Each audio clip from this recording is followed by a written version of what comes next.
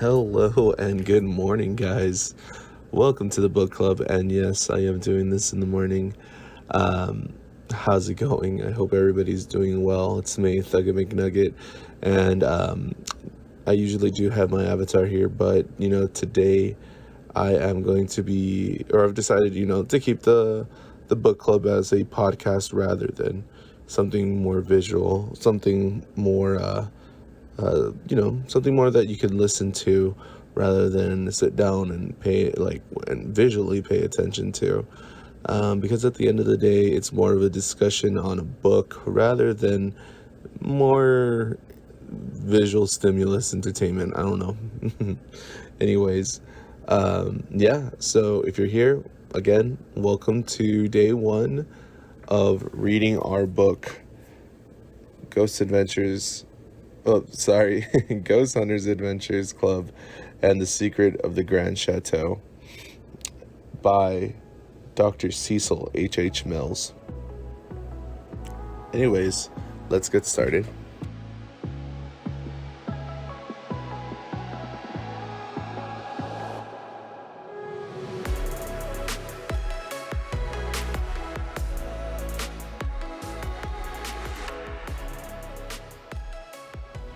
Hello and welcome back to the book club. We will be starting off with the introduction of the book. I know in my intro video and as well as my Twitter, I've been saying read chapters 1 and 2, but if you own the book, if you have the book somehow, you'll notice that there is an introduction and we will be reading that. So if you have not read it, go ahead, press pause, go out and read the introduction. It's very short, and it's not that crucial, but it does play a part in opening up our story, our main story. Anyways, off to the introduction. We have Dr. Cecil H.H. Mills basically talking about himself, how he is a controversial figurehead in the literary world and how he, used to write for adult fiction. Basically very renowned, was given what is known as carte blanche, which is complete freedom to act as one wishes or thinks best.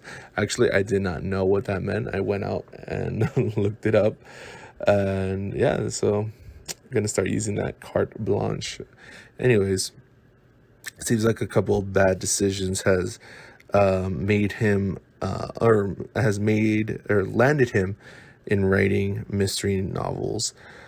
So it seems, I don't know, he seems a little annoyed by that, but at the same time, he's I guess doing a good job. I would say, I don't know. Anyways, what I was thinking about when he was introducing himself was, hey, and side note, again, this book is made and published by Game Grumps. I'm not sure if it was specifically Aaron who wrote this. I wasn't following the creation of this book. But this author kind of sounds like Aaron. Aaron Hansen from Game Grumps. So what makes me think that is that he does call himself a controversial figurehead, which he is. Aaron is a little bit of a controversial figurehead online, on YouTube and on Twitter. So I think he's kind of poking fun of himself in that sense. Anyways, after the introduction of Dr. Cecil, he goes into the opening of the book, meaning our two characters, JJ, and I'm going to call him Valentine. I'm not sure if it's Valentine or Valentine. I'm going to call him Valentine. JJ and Valentine are going up up a mountain with a motorcycle, and it's extremely cold. Now, I think it's hilarious that they are still wearing what they're wearing in the front cover, just their turtleneck sweaters, not even turtleneck, sorry, more like just shirts and sweaters. And and Valentine is saying how his fingers are getting cold, So I think that was pretty funny, going up the mountain, getting really cold. But again, it's just a intro, so it's not going to be too much information, just knowing that they're going up a mountain. Another thing about them is that they had just turned 18, and something that is pretty funny is that we don't even know if they're real brothers or not, but they have just started the Ghost Hunters Adventure Club. The author does not make it clear, or kind of makes it clear, that they've had other adventures in the past, but we're starting where they're currently at. So there might be books in the work where they're probably younger. That would be interesting, how they met or what's going on.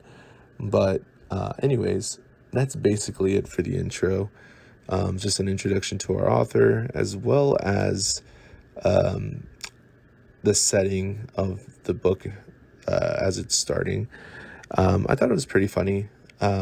Basically, it was a little weird knowing Game Grumps, and I'm going to be talking about Game Grumps quite a bit because, again, this book is made by them, and I feel like they're injecting some personality into the book. So I will be mentioning them quite a bit, but it kind of did have that Game Grumps like comedy, and I could totally see them talking about this in one of their Let's Plays. So it kind of makes me excited. It makes me feel like I'm starting a new kind of like a new Let's Play with them in a way, because they love to tell stories on the Game Grumps as well. So I'm excited, honestly. I think it's going to be pretty fun. I think it's going to be a great story, and yeah, I can't wait to keep reading. Anyways, I will be right back. Don't go anywhere. We'll be continuing with chapter 1.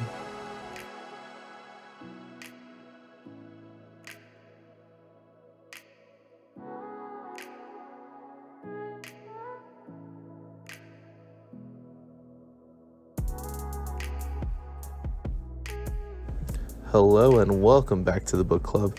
We will be talking about chapter 1 now, so if you haven't read it, press pause, go off and read it, and come back. We can wait.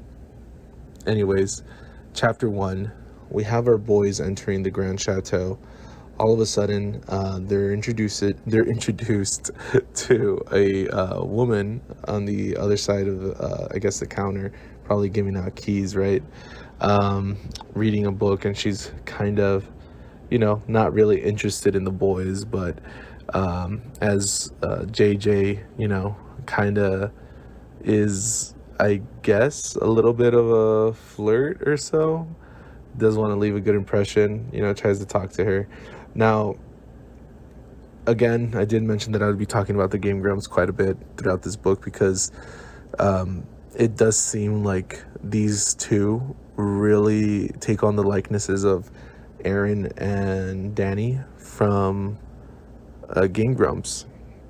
And you can obviously tell who they are.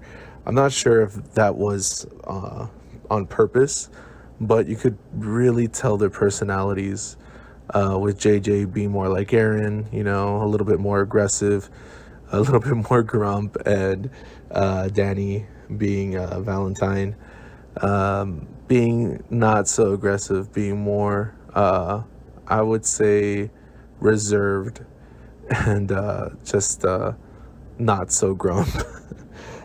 Anyways, I'm sorry. I know the people who have not played Game Grumps, I understand, might be a little annoying hearing them, but again, this is a book by them, and this is just my thoughts. Anyways, that's what I thought about them. Of course, JJ being a little bit more, how would you say, more aggressive and more, I guess, gung-ho, while Valentine is not so much, as you could tell. They end up getting introduced to Madame Fournier, who takes them to the author, the one who called them to the Grande Chateau. Now, they are told that they were hired to solve a mystery, and it seems that the Grand Chateau, or rather, the author, is being haunted of some sort. I guess I'm getting ahead of myself, because before they talk about that, they do go into a courtyard and they meet the author's ex-wife, Marcella P. Gross.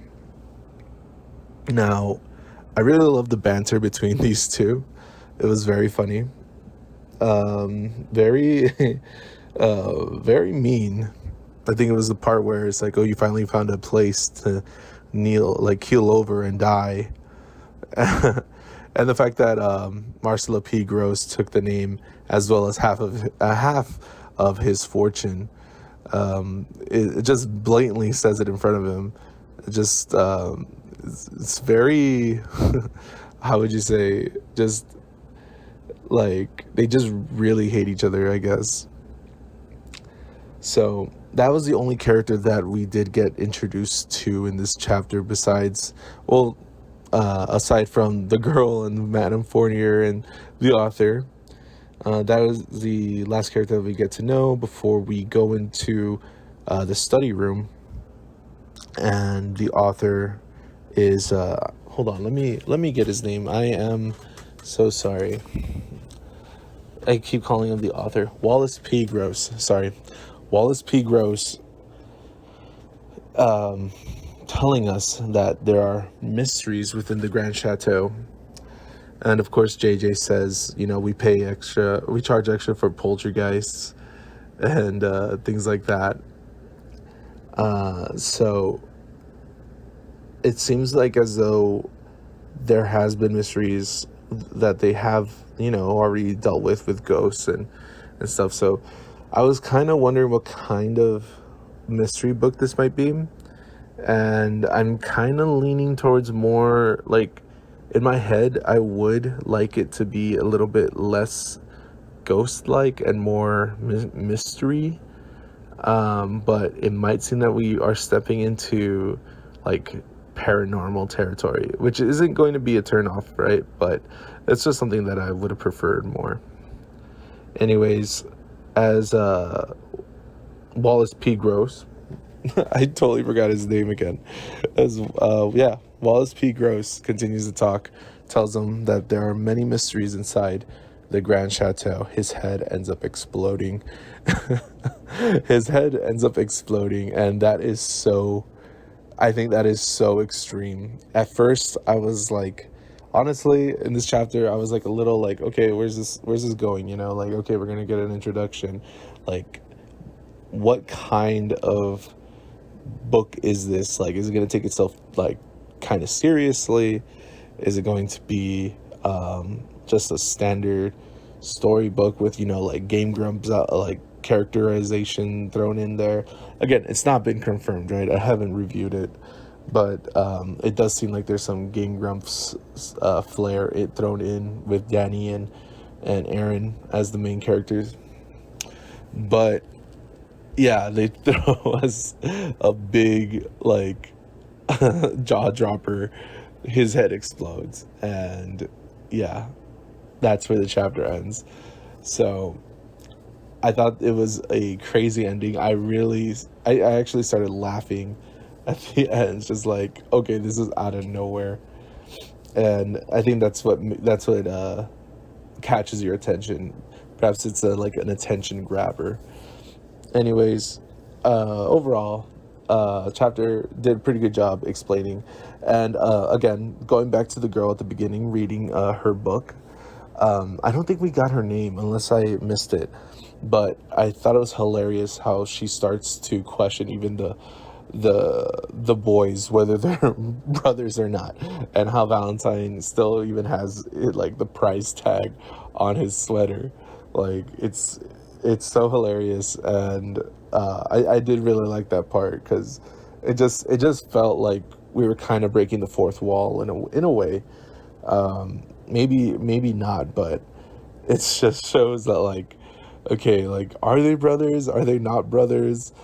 I think what it kind of plays, well, obviously it's playing into the Hardy Boys, right? But I believe they were brothers, but they look so different. If I remember correctly, and it's like, are they brothers or are they not? I don't know. Maybe that was just me when I was growing up. Anyways, that's going to be the end of discussion for chapter 1. Thank you so much for listening. I'll be right back with more when I finish chapter 2. Don't go anywhere.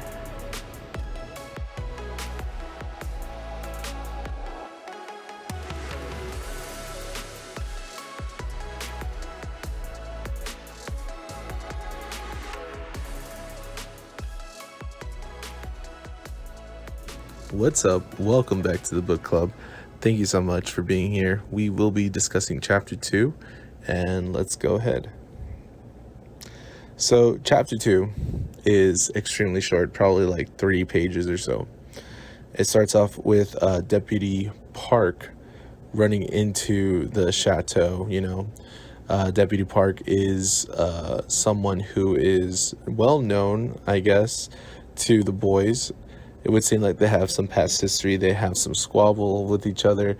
They talk, and it's a lot of exposition. Basically funny exposition, because they say, oh, okay, wherever you boys go, there's always trouble. JJ states, oh, we follow the trouble. So I thought that was pretty funny. And they start mentioning other cases that they've been on: the abandoned mill, Harborville bank heist, counterfeiters of Pirate's Key. And apparently the boys actually ended up saving Deputy Park's life there. So I guess they can be a little competent, but Deputy Park does blame them for getting him into that situation. Now, something about Deputy Park, I thought he was going to be like the straight man, like the person who wasn't going to be funny, the person that was going to, put these boys in line and kind of give trouble to the boys. But he kind of does seem like he's kind of quite comedic. He does give his theory that the person who killed Wallace P. Gross has already ran away and died in the frozen tundra outside of the chateau. Now, let me backtrack a little bit. Chapter 1 ends off with his head exploding, but it seems as though that there was broken glass in the room. Now, I had a little bit of a hard trouble determining whether the person shot, or like if there was anybody who shot, because from what I thought in chapter 1, his head just exploded. There was no bullet shot, but chapter 2 establishes that there is. I thought that it could be somebody that was in the room and jumped out, but it seems as though the bullet came from outside. I am not too sure. The book did confuse me a little bit there, but I'm going to go with what the book's saying, that somebody shot from the outside. Anyway, continuing on with chapter 2, the boys and everybody else in the chateau seem to be stranded now because of the blizzard that's going on outside. They seem to be stuck there. Now, Deputy Park believes that the case is closed. There's nothing else to worry about. The killer is dead. Of course, there's more to the book. You and I know this can't be true, unless the book is going to give us a whole new mystery, right? Even JJ believes that, doesn't believe that the killer is still out there. I think that does, I don't know, like sometimes I want to think that the boys are incompetent, but at the same time, they don't seem very incompetent. They just seem a little, I don't know, just regular people or so. But anyways, that's where they are right now. Again, the chapter was very short. They have, everybody in the chateau has been given a free room to stay during the blizzard. The boys have been giving free room in a suite and free food. And there's a comedic moment where another person who's staying wants a suite as well as free food as well, and they were not given so. And very hilariously, just says worth a shot. I don't know. I thought that was pretty funny. Just like kind of a break from the serious talk. Well, the semi-serious talk. The chapter does end though with the boys or JJ noticing the groundskeeper walking the opposite way, and being taller than everybody else in the room. So he was, I guess, kind of easy to spot. Anyways, that's it for chapter 2. Again, it was very short. It was a fun chapter to read because we did get introduced to Officer Park, or Deputy Park. I guess, who on one side also likes the boys because, like his wife also even said, tell him I said thank you, for saving you, for the boys saving Deputy Park on that one mission. But again, I can't really tell their relationship. It does seem like they have kind of bit of a rocky relationship, love-hate kind of thing. But anyways, that is it for chapter 2 discussion. Let me know what you think in the comment section below. Reach out to me on Twitter also. Let's make sure that we avoid spoilers. Yeah. Anyways, that is it for chapter 2. I'll be right back.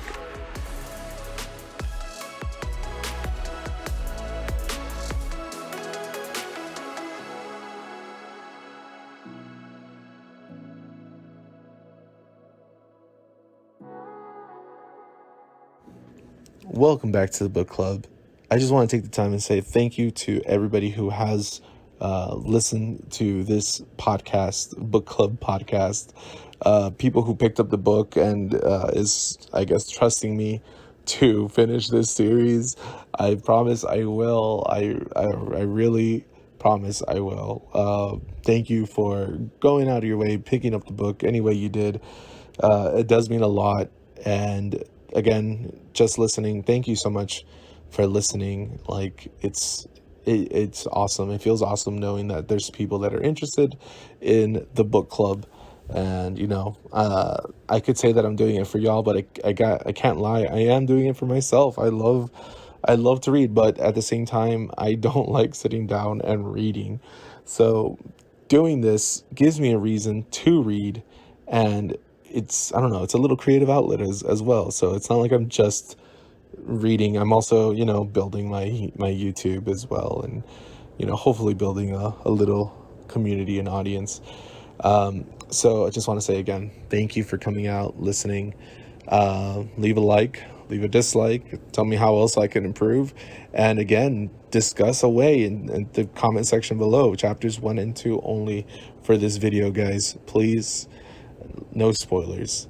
I'll be back again probably next Friday, more than likely next Friday, with chapters 3, 4, and 5. We will be reading chapters 3, 4, and 5.